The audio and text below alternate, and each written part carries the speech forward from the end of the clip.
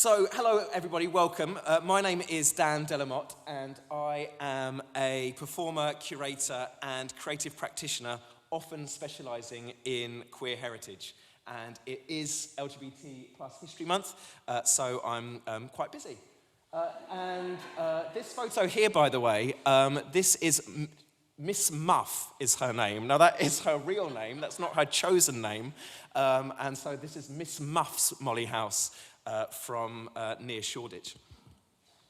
And I'm really thrilled to have been asked by Newington Green Meeting House, this space here, to give this chat to you today. You might have noticed, fantastic, thank you, the slide outside, I really enjoy this. Erected AD 1708 and enlarged in 1860. So that's a whole 152 years between erection and enlargement. So talk about a sore arm.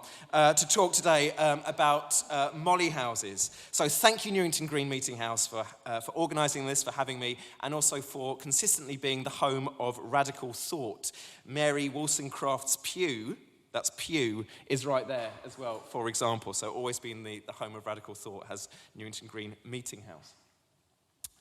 Now, in the 18th century, which is the 1700s, a molly house was a gay or queer pub. You both probably recognise, well, it says what they are, actually. These two contemporary pubs here, which is, of course, the Royal Vauxhall Tavern and the Glory. And these are the contemporary molly houses, I would say.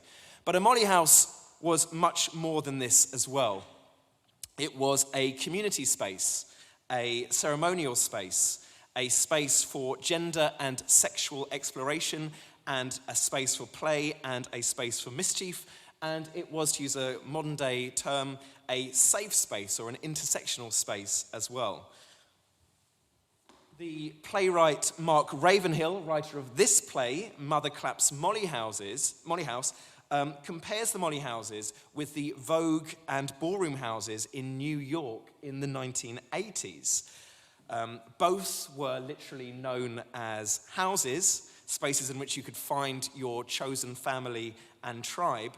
And both examples, the Vogue ballroom houses and the molly houses of the 1700s, were spaces which had mothers, which were these matriarchal figures of whatever gender, who supposedly kept order and kept out, or indeed in, the retrobates and did their best to protect you from Lily Law or the pretty police. More on that term slightly later.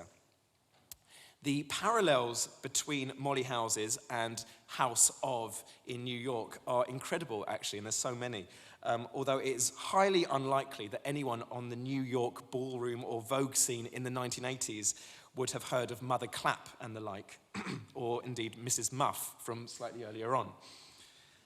Now, the word molly comes either from Mary, a term of endearment, mulier, if you pardon my mauling of the pronunciation there, which is the Latin for woman, or more precisely, a married woman of whatever age, including those we consider today as far too young to marry. They would have been called a mulier, or a molly, meaning soft. But within the community, molly really meant more along these lines of puff, fairy, or pansy. So it's definitely, the term molly is definitely slang. It's street slang. It's definitely not a more sort of clinical term. It's not like homosexual. It's not a dictionary definition. It's a more sort of street vernacular rather than any way that the state or the law would describe you. But being a molly was a lot more than just going to the pub and having a quick shag in a room upstairs. Not that I'm knocking that as a pastime. It was a whole way of living, and whole characters and identities needed to be created, which is what we're going to do now with you lot. Okay? So, any molly worth their salt would have had a maiden name, and this is a traditionally female name, either selected or given to a molly, which is reflective of their personal appearance, occupation, or other signifier about them. What makes this slightly more complicated is that your molly maiden name could either be extremely literal or very ironic. Okay, so when I was trawling through the archives for Molly maiden names, there was a Molly in the middle of the 1700s whose name was Fat Susan. And we don't know whether Fat Susan literally was fat or whether she was slim and other bitchy, jealous, or queenie Mollys deliberately called her Fat Susan in order to bring her down a peg or two. So I'm just going to show you now some examples of other Molly names which I particularly enjoy, and we'll see if we can work out why these Mollys have these names. So this name actually belongs to somebody called Martin Mackintosh. Martin Mackintosh was his civilian name, but his Molly name was Orange Deb. Any guesses why? Not his foundation colour, or his hair colour, or his lipstick. He didn't like eating them, he was an orange seller. Okay, so in real life, he was an orange seller called Martin, and when the sun went down and he was in the Molly house, he was called Orange Deb. The next one might be slightly easier to decode. Hanover Kate. I'd probably be Hangover Kate, but this is Hanover Kate. Any ideas what Hanover Kate's backstory might be? Yeah, she was German, and so Hanover Kate was the name that she was chosen. I really like this next one. Hardware Nan, right? Hardware Nan, yeah. You wouldn't want to be caught by Hardware Nan down in alley, would you? Do you know what I mean? Now, when I first saw this name, I assumed that Nan meant like, an older woman, like your Nan. But then I was told it was more probably Nancy. Okay, so maybe let's make her a little bit more effeminate. But any guesses? Can anyone delve perhaps into the backstory of Hardware Nan? Well, yeah. Exactly, Fee. Would have been an ironmonger, would have sold hardware, and in your day job, 9 to 5, you're selling your hardware, and then when you go down the Molly house, you become Hardware Nan. The next one's quite fun as well. Young Fish Hannah.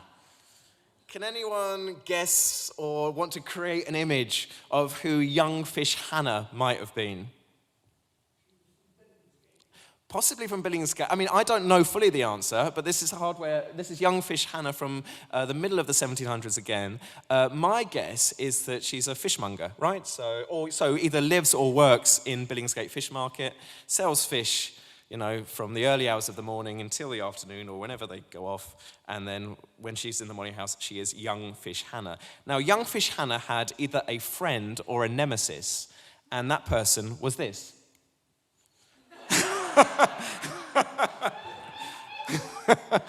Old Fish Hannah. Now remember, it's important to remember that these names this is why it's so confusing as a historian, these names are either extremely literal or ironic. So perhaps Old Fish Hannah is a twink, or perhaps Old Fish Hannah is the older of the two fishmongers. And, they're both down Billingsgate. Maybe they're friends, maybe they're nemesis, but they know each other and they go to the same Molly house. They actually both went to Mrs. Muff's Molly house. Possibly this one is my favourite, actually. We've moved on from Fat Susan to Susan's mate, Susan Guzzle. I like the sound of that in the mouth, Susan Guzzle, sounds a lot like John Sizzle, who's the co-owner of the contemporary Molly house, The Glory. But Susan Guzzle, can anyone come up with any backstory for Susan Guzzle? You can be as... Say again? Sold hip flasks, maybe. That's a very PC idea of what Susan Guzzle might have got up to in her past time. Any other suggestions on who Susan Guzzle might have been? I mean, I don't know the answer, but any thoughts as to a painting that you can create for Susan Guzzle? Bartender, a drinker, yeah, maybe a heavy drinker, maybe a bit of a messy person is my idea of what Susan Guzzle might have been like. This next one is pretty descriptive. Joanna the Ox-Cheeked Woman. Now, me having a little think about Joanna the Ox-Cheeked Woman, either Joanna had big jowls, maybe, or maybe a large arse. Not sure. But Joanna, or perhaps Joanna's job was to do with agriculture. Does anyone have any guesses or suggestions as to who Joanna might have been? Well, I don't know either. There we go. But what I love about these examples of Molly names is that they are extremely descriptive, aren't they? They're quite deliberately coarse and crude, but leaning into that as a concept. They're highly camp, if we look at the definition of the word camp, to be sort of frivolous about the serious and serious about the frivolous, to be trivial about the profound and profound about the trivial. That kind of really fits with these Molly names. So what we're going to do now, everybody, is try and think up our own Molly names. So I'm going to remind you of the rules of coming up with your Molly name. So the descriptor element of the Molly name can be, but it's up to you, but it can be something to do with your occupation, some element of your appearance. Remember, that can either be very ironic or very literal. Where you come from geographically, what you like to do, what you're known or notorious or infamous for, Susan Guzzle, and then a name associated with a different gender to your own. So let's give you a little time now to think up what your Molly name would be, and then if you dare or would be brave enough to share it with the church, then we'd love to hear them. So let's have a little think.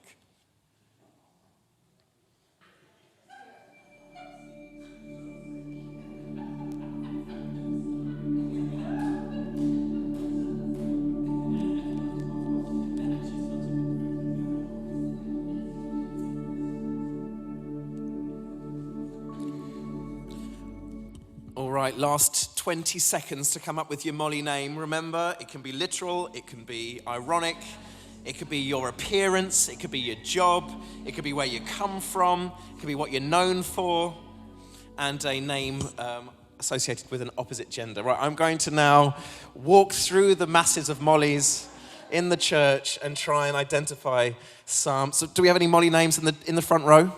Yes, hello. Who are you? Who am I? I'm Graham McKerrow. But is that your Molly name? No. Okay, well, what's your Molly name? The thing we're doing, yeah? It was a name invented by someone else many years ago when they discovered that I was a journalist, and they decided that I should be Nora Notepad. Nora Notepad, everybody. Fantastic. And next to Nora Notepad, we have? Lettuce the ink. Lettuce the ink. Lettuce, okay, well, there we go. Yes, that's very descriptive. Is there any reason behind that name? It's like a notebook, journalist and lettuce? You just like the name lettuce? I was called lettuce in the community. Okay, fantastic. Okay, do you have a Molly name? Yes. Ingrid Insatiable. Ooh. What about row B? Do we have any Molly names in row B if I pass the mic down? Yes. I'm going to go with Butch Dresser Louise. Say again? Butch Dresser Louise. Butch Dresser Louise. Butch. Oh, Butch. Sorry, Butch Dresser Louise. Sorry, fantastic. Slaggy Magoo. It's like a modern interpretation. I'll see you by the bins afterwards. Fantastic. Yeah. I'll call myself Party Rose. Party Rose. Yeah. So that's a lot more classy. Unfortunately, mine is in Turkish, which is Kamyoncu Mahmut. Frank Dirty Mouth. I am Admin Wendy. Admin Wendy. Well, we all need an Admin Wendy, don't we? Still thinking. Okay. Oh, God. I come up with Froggy Fran. Froggy Fran. Yeah. Because I'm French. Because you're French. Fantastic. Oh, no. Go that one. I see maybe Fei Li. Fei Li. Li. Li. L-E-E. Oh, Lee. Yeah. Thank you. Fried chicken Mike. Great. I'm called the Duchess of Tottenham. The Duchess of Tottenham. Tottenham. Sorry, I don't know what's wrong with my ears tonight. Still thinking. Okay, I'm going to run over to the cheap seats. Stevie Strumpet. And I'm going to be Stanley Stokefinger. Have you got one? No, okay, we'll pass it to Stanley Stokefinger. Wow, great. Any on this row? I'm going for Bob the Hat. Bob the Hat. And Beaky Bert. Beaky Bert, great. Gangly Rob. I'm going to go for Chlorine Kate. Chlorine. Yeah. Samantha Rosy Cheeks. Oh. I thought I recognised you. And I'm Slidey Sarah. Say again? Slidey Sarah. Slidey Sarah. Meet Rosy Cheeks, Slidey. I'm Burnley Bev. Burnley Bev. Fantastic. Do we have one in this booth? I'm feeling a bit picked on because my name's Susan. So, anyway, I'm a researcher, so I thought I'm always being told I'm ferreting things, so it'll have to be Frankie Ferret or something. Frankie Ferret. Brilliant. And do we have any in Mercedes? Do you have one? No. Okay. Well, we'll come back. Those that haven't, you've got the rest of the time to think up what your Molly name might be. Let's have a round of applause for those excellent Mollys in the house. Now, there were Molly houses all... You left because you didn't want to give a Molly name. I know, I recognise that. Yeah, you've just come back in now that we've done that bit, yeah? Okay, anyway.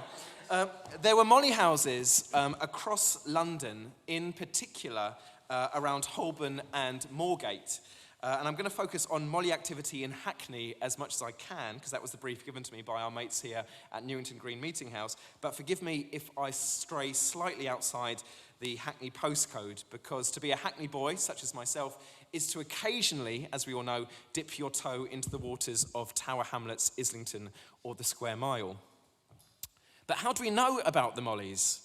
Well, ironically, the very organisations and institutions that existed to persecute and oppress gay men, as well as sex workers and the criminal underclass, is how we know about Mollys today.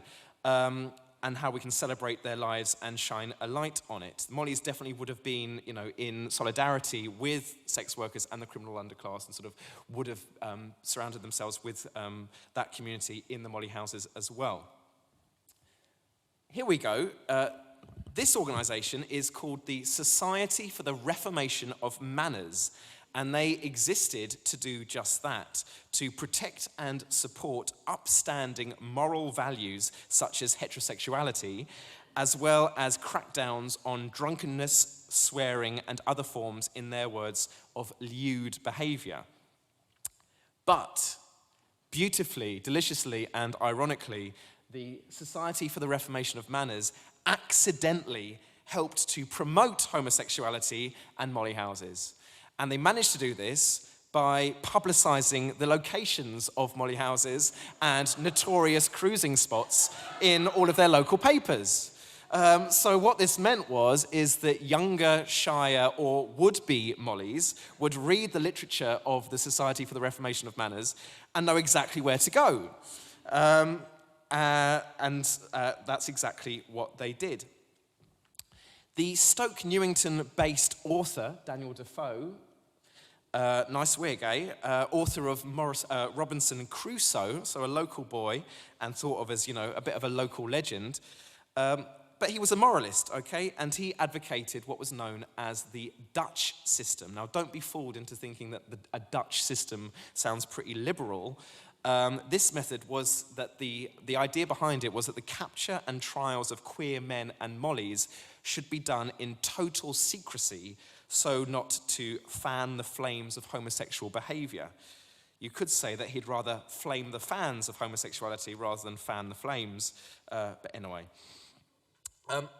And so, without the society, without curtain twitchers and moralists and people like Daniel Defoe, we would have virtually no record or knowledge of the world of 18th century Mollys.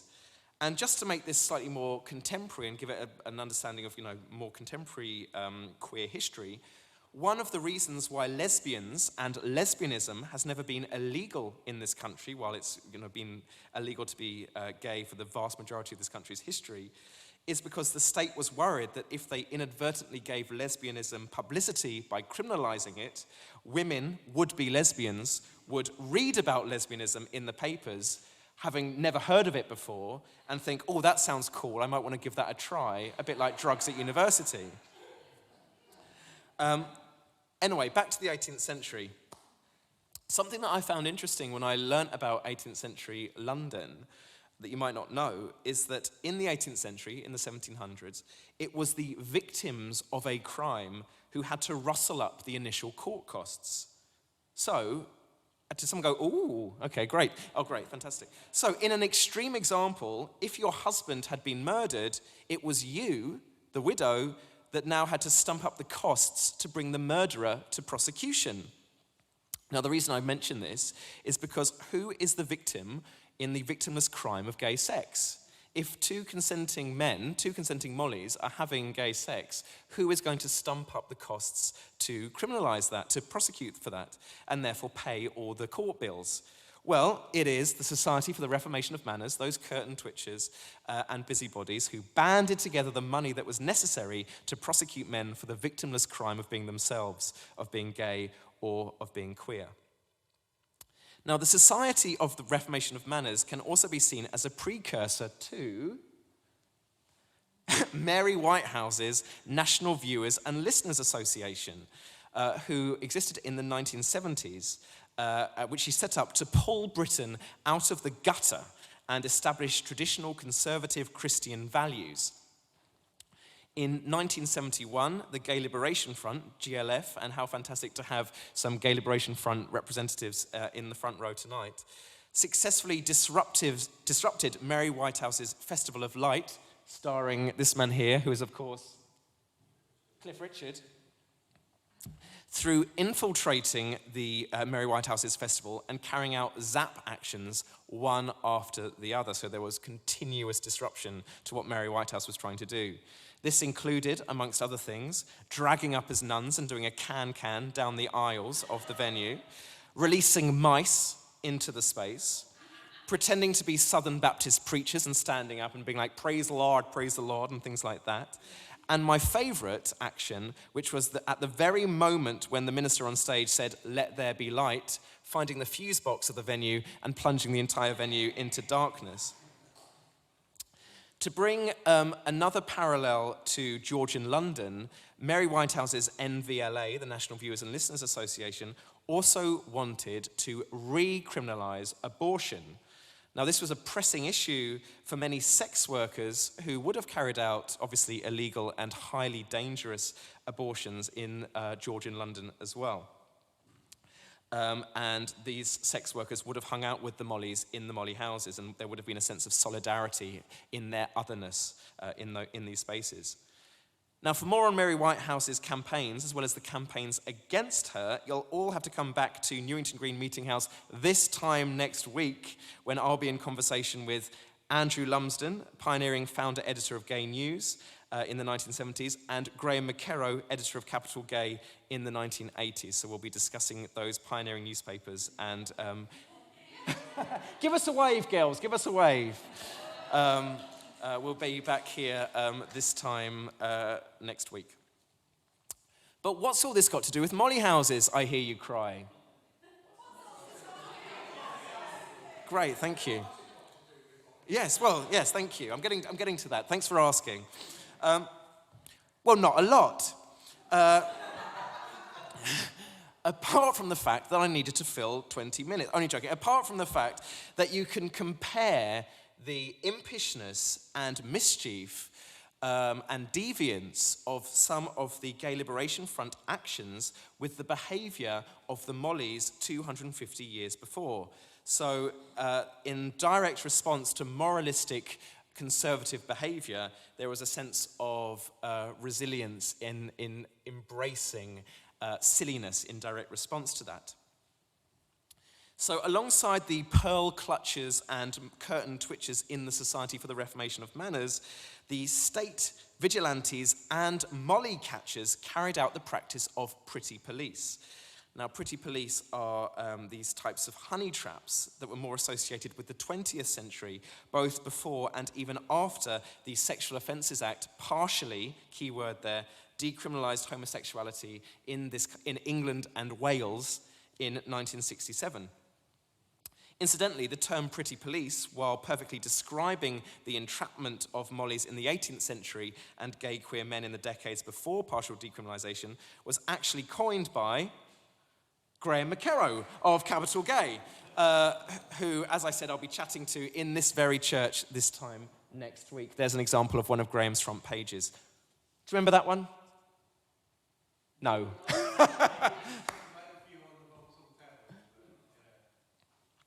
Now, I'm going to share with you some examples of these molly honey traps and undercover reports, including from a molly house in Hackney's very own Christopher Street in EC1, I think it is, in Shoreditch.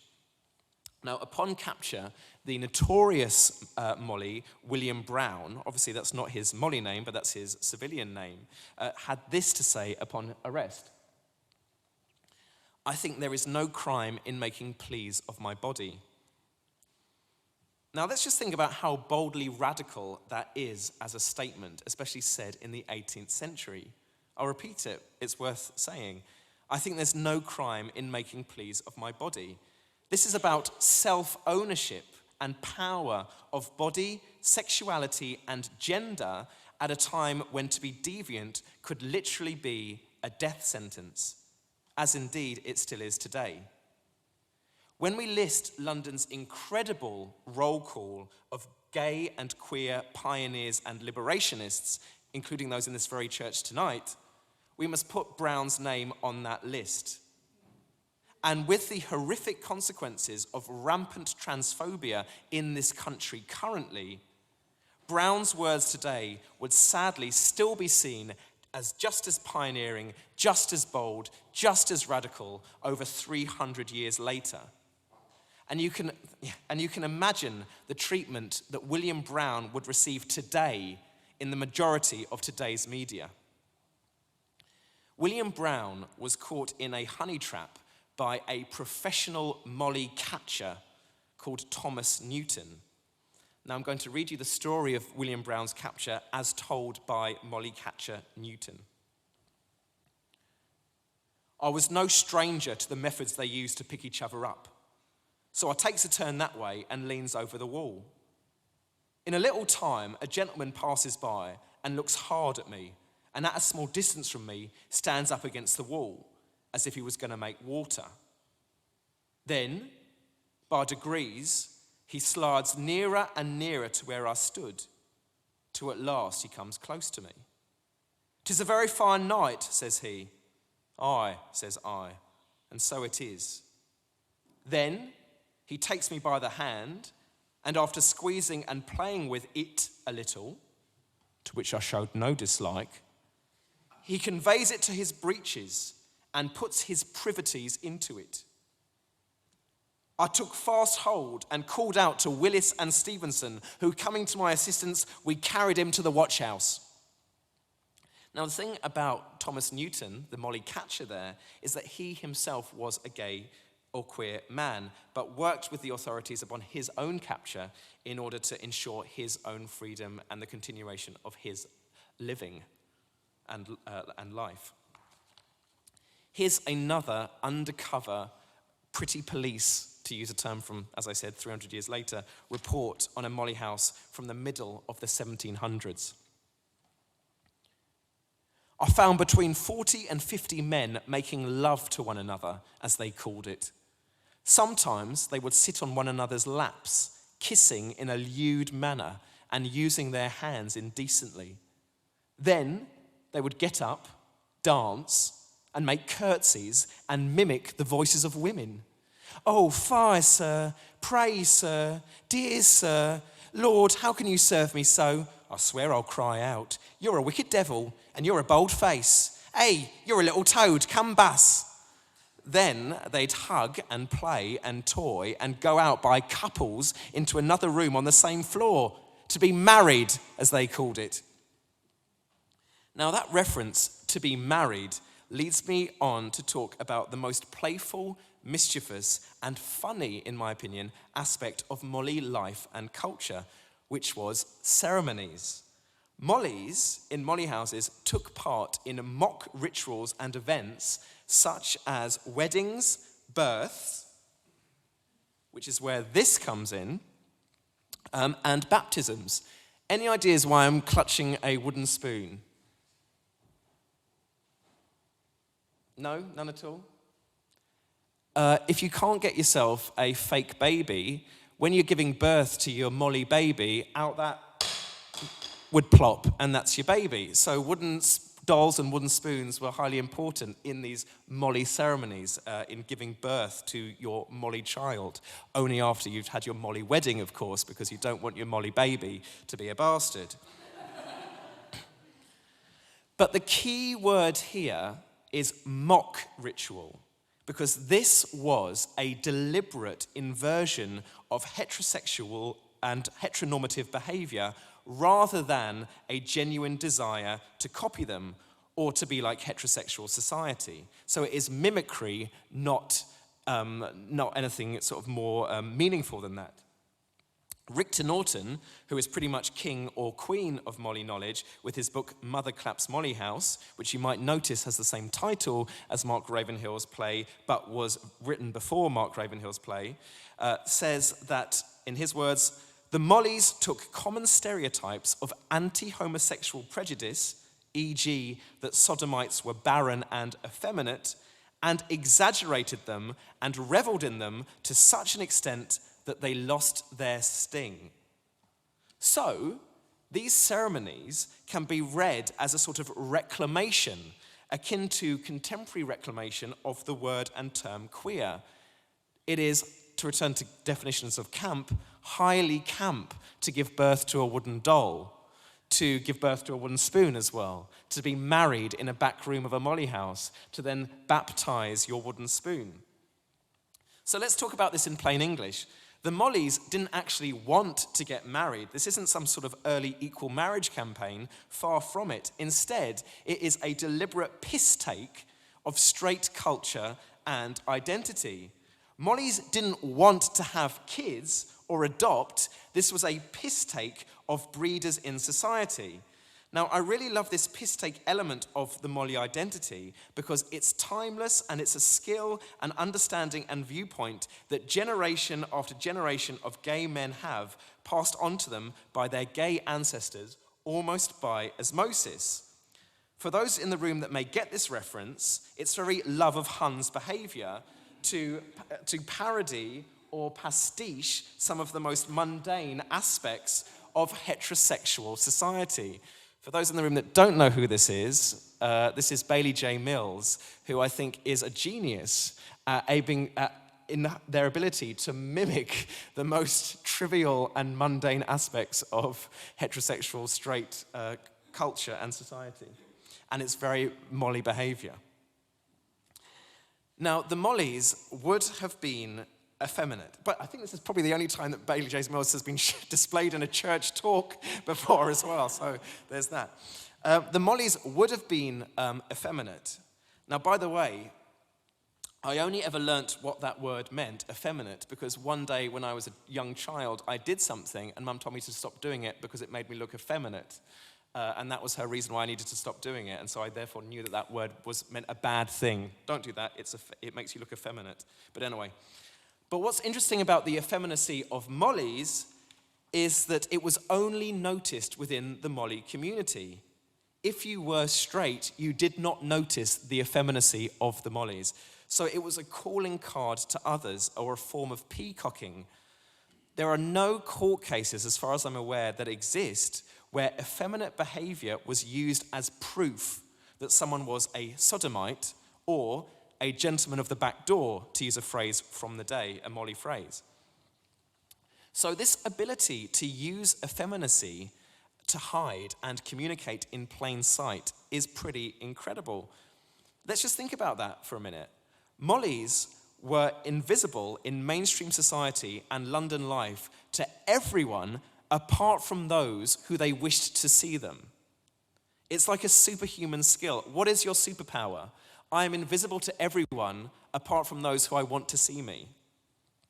And we can compare this to the language parlare, coming from parlare, to speak in Italian, most commonly spoken in the 1950s and 1960s by gay and queer men, so 200 years later. Now, a very quick whistle-stop tour here. For those who haven't come across it, Polari is a patchwork language made up of a hybrid of European Latin languages, Cockney rhyming slang, back slang, Yiddish, and acronyms. It's a playful, sexy, and funny language, yes, but it's also a language spoken out of necessity. You could drop a Polari term or expression into a conversation and see if anyone picked it up and ran with it. So if I said to someone in here tonight, Bona Tavadi Dolly Old Eek, and you replied to me, I knew that I might be in for a good time. And you knew that you were amongst friends, or at the very least, you weren't going to get beaten up or arrested. Now, some Polari terms are still in common use today, but people who have no idea that they are speaking a secret gay code. So let's just look at some of them. So mince, which is, to walk in an effeminate manner. So I suppose corn mince is to walk in an effeminate manner if you're vegetarian. To scarper is, of course, to run away. I wasn't quite sure of the spelling of the next word, zhuzh. There's a couple of different versions that you can spell zhuzh. To zhuzh up your H&M dress with some sequins, for example. To zhuzh up your hair, to zhuzh up your room. Dish, an attractive, often younger man, although it depends on your class, because a more middle-class person would know that dish meant an attractive younger man. A cruder East End Ethel might use the word dish to literally mean your arsehole, so you have to be careful who you're talking to when you use the word dish. Or NAF, which is an acronym, nowadays, of course, meaning bad or lame, but supposedly coming from the acronym NAFF, not available for fucking, meaning a heterosexual or unattractive person. Sometimes the same thing. The master of Polari was, of course, Kenneth Williams. Oh, don't be like that. Oh, no, Max, yes. Who would say the most outrageous things every Sunday afternoon on BBC Radio, but it was so cloaked that not even the eagle-eared Mary Whitehouse could penetrate, I suppose, what he was saying. By the way, I always smile to myself when I pass a chicken shop called Chicken Cottage, because in Polari, maybe some of you are slightly ahead of me on this one. I can see someone definitely is slightly ahead of me on this one.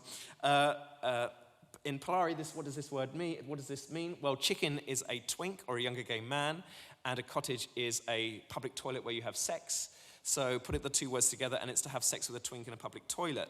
So whenever I see people at sort of 3 a.m. eating a chicken cottage at a bus stop, I always go, hello. Okay, so there's that. And for more on Polari, you can either hire me to run workshops on the topic, or read this book, Paul Baker's great book, Fabulosa.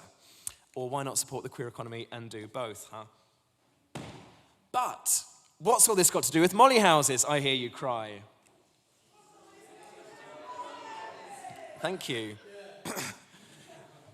Well, Polari is the daughter of a language made up by the Mollies called Cant. And in his book, Fabulosa, Baker makes the comparisons between the Mollies and the later speakers of Polari. He says this: as well as enjoying sex with other men, both groups used performance, parody, and camp humor and built a social identity around this shared sexual preference, resulting in a community or subculture. Both groups were criminalized by mainstream society and so were driven underground, and both groups had specific words that were not known by others. Now, one of the general rules of thumb for Cant is that it is extremely descriptive, which is no surprise when you think of those Molly names that I showed you earlier. Now, you use the word cheat to mean thing which, on top of which you put an adjective.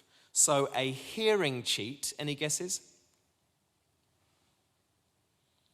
A hearing cheat is a thing that hears, which is your ear. Right, so a hearing cheat is your ear. So you might need to keep your hearing cheats in good order to listen out for Lily Law. So if your hearing cheat is your ear, we can probably work out what smelling cheat is. It's your nose. Your smelling cheat is your nose.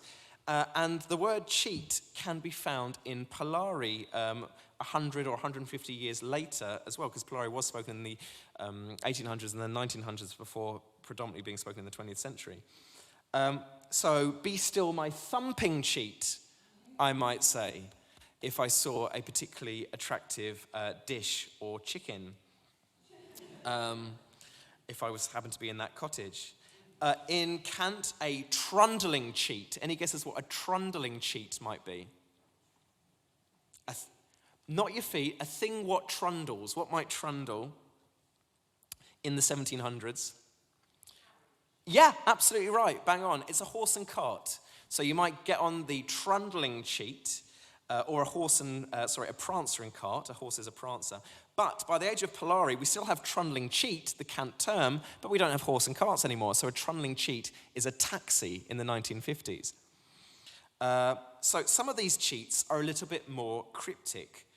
What about a lullaby cheat? There's one there. It's a baby. A lullaby cheat is a baby. Thing what lullabies. A rubbing cheat. This is a difficult one. It's the gallows, so where you might end up if you're a Cant speaker or a Molly, and a place where your neck certainly would risk getting a rubbing. Interestingly, in Cant, the word queer pops up again and again, and it means something that was bad or a threat, especially a threat to the criminal underclass or the criminals generally. So a queer rooster. Remember, this is a very descriptive language. Any ideas what a queer rooster might be? So a bad rooster or a threatening rooster. Yeah, it's the police or an informant. So someone that informs or, dobs you into the police is a queer rooster. What about if I told you that Ken meant place? What about a queer Ken? Don't know, is Ken in tonight? Queer Ken. Yeah, it's a prison, a bad place. And queer Ken was still used in Polari up until the 1960s as well. So that is the legacy of Cant and Molly tongue into the gay dialect into the 1960s. And just with those Polari examples, there are some Cant words which have infiltrated contemporary language. So these are words which we use every day. Well, maybe you use them every day. If you do, maybe you need to seek help, actually, which are now, in common dialect. So booze, to mean alcohol. So queer booze was a drink which gave you a really bad hangover, by the way. Bad alcohol. Trade, to mean sex. Queen, to mean a gay acquaintance, so someone a saucy queen is a friend of yours that you might bump into down the Molly house, and lifting to mean stealing, shoplifting, to lift from someone else's work or whatever. So lifting is a Cant term to steal. And just with Polari, it was a fun, playful, and sexual language as well. So all of the following terms are terms to either mean cruising for sex or having sex in Cant. So the first one is caterwauling. The next one is bit a blow, which sounds painful, or put the bite. Endorse.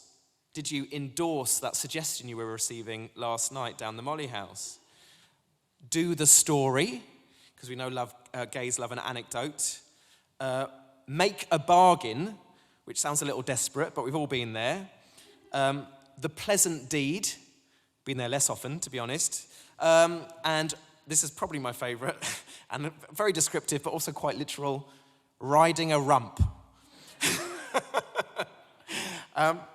And for more contemporary Cant and Polari, and to display the evolution of the language, we can perhaps look to someone that was featured very briefly in these slides at the top of the talk, which is RuPaul and Drag Race, and terms like work, depending on how you're spelling that word, W-E-R-K or W-E-R-Q, or even W-E-R-Q. And so when people sometimes critique the Americanization of the English gay language, just tell them that terms like blowjob came over with the GIs in the 1940s, for example. And while we're on the subject of language, the 1700s saw the birth of newspapers and a larger press. And I'm now going to read to you a press report on how to spot a molly, because remember, the whole point was that you were not spotted by anyone other than your fellow mollies. Now, when I read to you this press report, although it is very specific and unique to mollies in the 1700s, it feels like it's roughly in the same ballpark as coverage in The Sun or The Mail on how to spot a gay in the 1980s, so a whole 200-odd years later. So here's the report on mollies. He pats the back of his hands. They put a white handkerchief through the shirts of their coat and wave it to and fro. But if they are met by you, their thumbs are stuck up the armpits of their waistcoats, and they play their fingers upon their breasts. By means of these signals, they return to satisfy a passion too horrible for description, too detestable for language. And you can just imagine Kelvin Mackenzie or Piers Morgan or any other given scumbag commissioning that piece in the 1980s, can't you? Or even beyond then, 1990s. Don't forget that Section 28 was removed from the statute books in 2003, by the way. What I'm going to do now is read to you just one page from this play, Mother Clapp's Molly House, published 2001, was actually performed at the National on the Littleton stage in 2001. Did anyone see it? A long time ago, I know. And I'm going to read to you this page, and it's to give you a stronger idea of the excitement and rawness, literally perhaps, of the time. So this is from Act 1, Scene 3, and it's two boys talking to each other. And the character Orm, who is an apprentice, has spotted Martin around town and followed him back to the shop where he is also working as an apprentice. So two young apprentices talking to each other in private. Orm begins. See you up Moorfields a few times. Might have done. You hear what they call Moorfields? No. Sodomites walk. You never heard that? Never. Oh yeah, you take a piss up Moorfields, take a piss against a wall, and all of a sudden there's one man to the left of you and two to the right of you, and they're making a piss too. And then one man will reach out and play with one other's prick, and t'other man will reach out and touch your prick. Don't you think that's frightening? What do you do? What's that? Man touching a prick. What do you do? You never had your prick touched? No. Well, you feel such shame, and then you feel lost, and you don't know which way to turn. So that's Mother Clapp's Molly House. And I want to slowly wrap up now by shining a light on the title character of that play and the title character of Richter Norton's book, which came before that play, Mother Clapp. Again, just like with Mrs. Muff, it's a name which is very fitting with her occupation, but perhaps, what's that called when your name fits your occupation? Prophetic fallacy or whatever it's called, or whatever it's, well, anyway. But what's remarkable about Margaret Clapp is that we have here, by all accounts, a heterosexual woman who is running a space for gay, queer men. So when Mother Clapp's Molly House was eventually raided, this is what she had to say at her trial. I hope it will be considered that I am a woman, and therefore it cannot be thought that I would ever be concerned with such practices. Now, Mother Clapp was found guilty of the crime of keeping a house in which she procured and encouraged persons to commit sodomy. And she was sentenced to stand in the pillory and serve a 2-year prison sentence. A reminder that sodomy was illegal due to Henry VIII's desire to be divorced and marry again and invent the Church of England.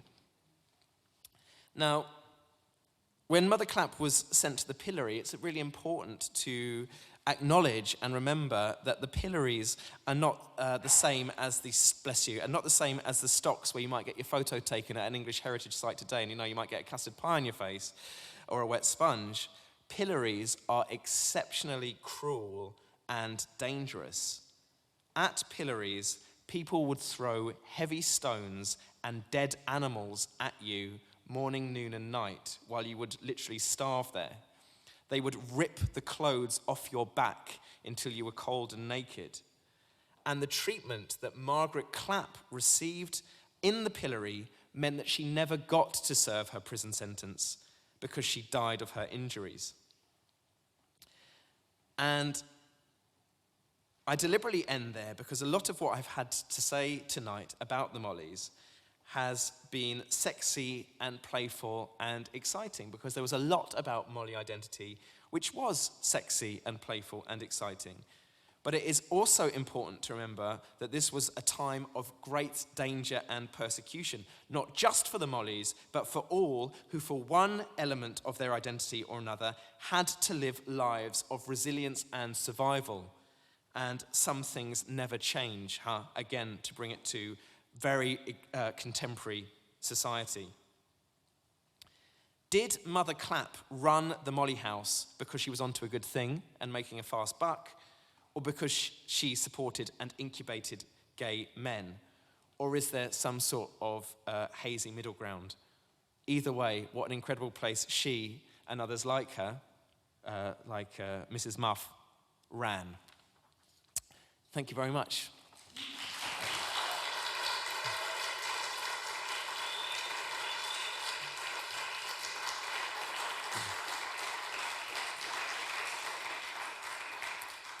We've got time, if you wanted, for one or two quick thoughts or questions from the floor, or from you as well, not just the floor, if you want to. Otherwise, we're free to... Oh, we've got one. Okay, at the back.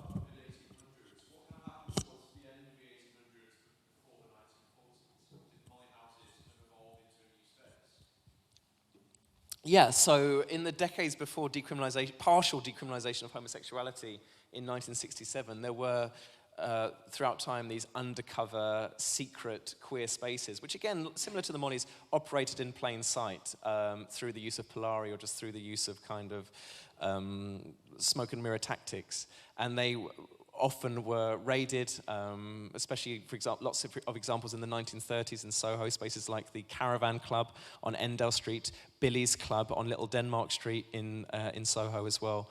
Or some clubs which actually bucked the trend and showed huge resilience and survival, places like Muriel Belcher's Colony Club on Dean Street, run by an incredible lesbian, Muriel Belcher, who ran this club with her Jamaican girlfriend, Carmel Stewart. How about this? An interracial lesbian power couple, out and proud in Soho in the 1940s and 1950s, who deliberately incubated a queer space for people such as Francis Bacon, Lucian Freud.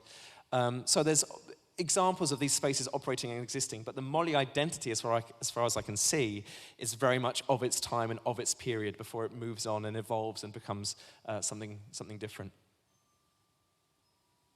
Yeah? As far as I can see, the majority of them seem to be in East London and Central London, places like Holborn, Shoreditch, some in Charing Cross, Moorfields and Finsbury Square. They seem to be the hotbeds of Molly houses.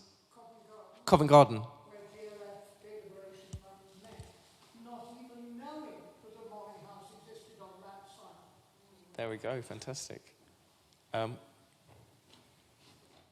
You've literally just arrived for the Q&A, so that's that. Any others? I'll come to you in a... Most of my research is on women's history, and you may know the Women from Hackney's history book. We're intending to do a second volume. We would love to put Mrs. Muff in. Muffin? How much info is there about her, or is it very, very sparse?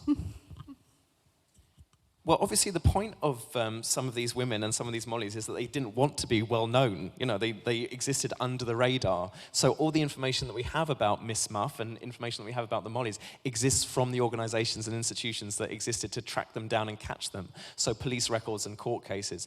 You'd be a very silly molly to write down or keep a diary of, you know, your antics, and it would be a highly foolish thing to write love letters, for example, because that was often the piece of evidence used to trap and prosecute queer men and gay men right up until partial decriminalisation in 1967. So the information we have on Miss Muff, similar to Margaret Clapp, comes from court cases. So places like Bishopsgate, or, well, you know all this kind of stuff, but they would have some stuff about Mrs. Muff. But great name, huh, Miss Muff. You wanted to say something, Ian? Yeah, just a quick observation. A while back, there was a television series about bawdy houses in 18th century London. These were straight, right? They weren't gay. But I suspect the reason why they survived is because the patrons were aristocrats, and they paid good money to the people who actually ran them. And I was just wondering if people like Molly's house, whether they actually made piles of money out of it. Well, often the women that ran these molly houses would make their living by running a molly house, but they would diversify by, it would also be a straight brothel, and, you know, you'd have a lot of sex workers in there, or you'd have some criminal dealings and a lot of lifting happening in there, and goods being traded and stuff like that. But what's great about the molly houses that I've dug into is that they are very much working class spaces, and you can tell that by the names of these mollies. You know, Hardware Nan doesn't particularly strike me as a dandy. Do you know what I mean? I mean, there was a space for dandies and macaronis, and sort of more bougie middle class and upper class mollies. But these spaces would have been very much working class and underclass spaces for mollies to thrive and operate in. Yep. I feel like I'm on The Price is Right. Yeah, the 18th century was characterized by the Napoleonic Wars and the Revolutionary Wars as well.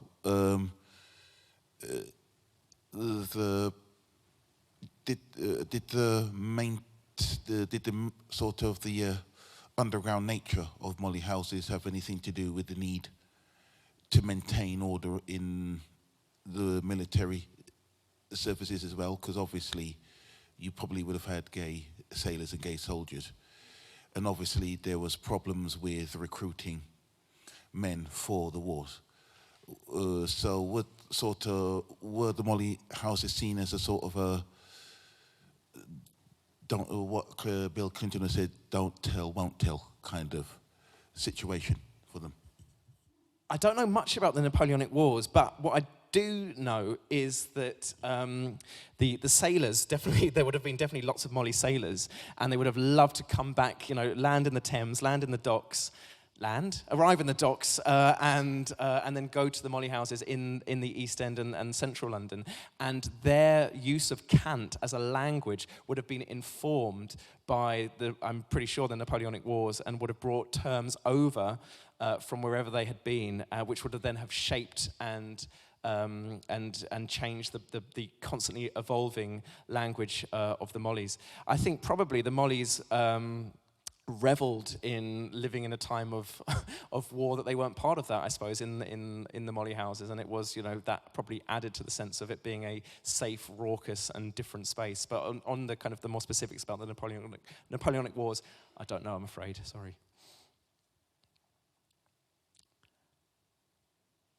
Yep. The executions of, including even ship's captains, for sodomy rocketed during the Napoleonic Wars. So that's a brilliant question that we just heard. Yes, the militarism of Britain was at its height, one of its heights. There we go, there's the answer. Okay, if there's no further questions, I'm just going to use this opportunity to say, please do come back next week when we'll be talking about a completely different period. We'll be fast-forwarding about 250 years to the 1970s and 1980s to talk about the role, influence, and legacy of gay news and capital Gay. So do come. Oh, and we're also going to be saving on the Lecky bill as well, because you know what, times are hard and friends are few. So do come back for that. Other than that, it's been a total joy sharing this evening with you on the history of Molly houses and Mollies, and they are an inspiration to me because I think just to end on queer identity, in my opinion. The word resilience is bandied around a lot, and you know we think of it as a good thing to be resilient, right? You are proud if you are resilient. I think we need to deconstruct that and change that, because to be resilient means you can stand up with all the shit that's thrown at you. Perhaps the problem is the shit rather than your ability to deal with it. Okay? So perhaps we should change the system rather than be proud of our strength in our ability to manage the shit, okay? We're not all contestants on The Apprentice, so to be resilient as a sort of a buzz term is slightly neo-lib and frustrating for me. Having said that, I will use the word to describe the Mollies, because Molly identity and queer identity is about 50% resilience and strength and survival, and 50% impishness and cheekiness and silliness and sexuality and deviance. And you put both of those things into the pot and you mix it together and you have the queer identity then and you have the queer identity now. So just to bring it back to where we are today as well. And so that's why the Molly houses and the Mollies will continue to be an inspiration, and we should all go and frequent our modern day Mollies, wherever they might be, in Haggerston or Vauxhall. And thanks again for coming tonight. Thank you.